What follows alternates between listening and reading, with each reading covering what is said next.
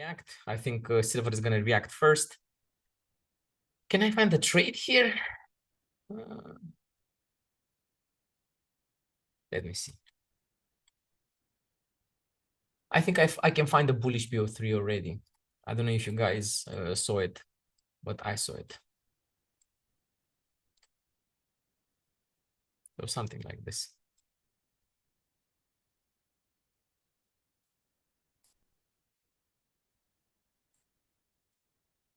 And above these highs, so above the recent highs, I would take the long.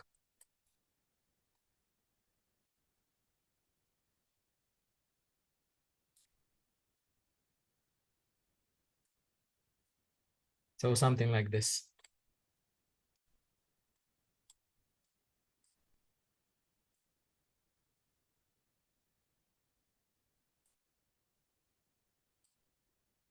This looks like a decent bullish BO3 on silver.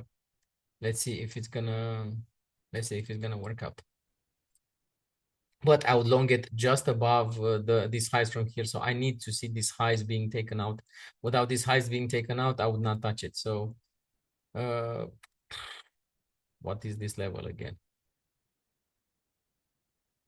60, 69, 61. So yeah, my long would look above this area.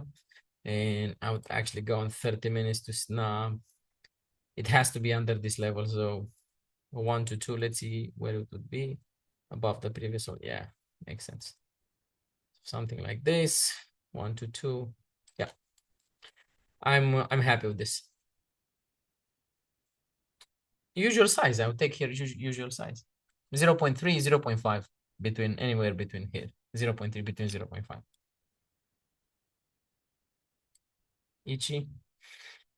On 30 minutes, it's Ichi so, but I don't look so much on 30 minutes because it's a lot of noise. On 4 hours, I do have anything. Yeah, look, on 4 hours, the Kijun is flat, but it's not that far. So the delta between the Kijun and the price is not that far.